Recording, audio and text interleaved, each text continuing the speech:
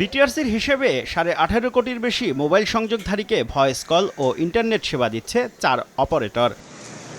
বর্তমানে মোবাইল সেবায় সম্পর্ক শুল্ক 23%, কার্যকরী ভ্যাট 18% ও সারচার্জ দিতে হয় 1%। সব মিলিয়ে 100 টাকা রিচার্জে কর বাবদ 38 টাকা সরাসরি রাষ্ট্রীয় কোষাগারে দেন গ্রাহকরা, সেবা পান মাত্র 62 টাকার। সোমবার ব্রডব্যান্ড এক্সপোর উদ্বোধনী অনুষ্ঠানে গ্রাহকদের স্বস্তি দিতে আসছে বাজেটে শুল্ক হার কমানোর উদ্যোগ নেওয়ার কথা জানান ডাক, টেলিযোগাযোগ ও তথ্য প্রযুক্তি উপদেষ্টা। দিচ্ছে 100 টাকা, কিন্তু আমি কিন্তু 40% সরকার ট্যাক্স চলে যাচ্ছে।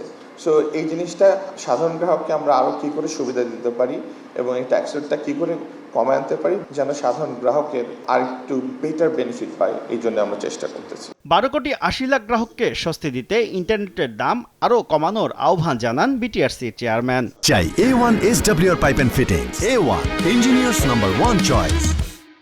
আমরা যেখানে যেতে চাচ্ছি সেখানে যেতে গেলে এই দাম ইন্টারনেটের দাম, আমি সবসময় বলি, জলের দামের মতো নিচে নেমে আসতে হবে।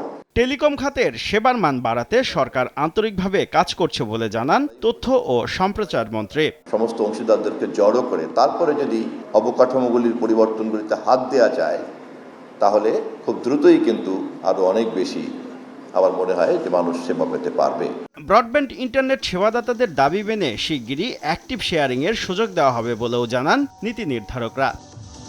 শুভ খান, সময় সংবাদ, ঢাকা।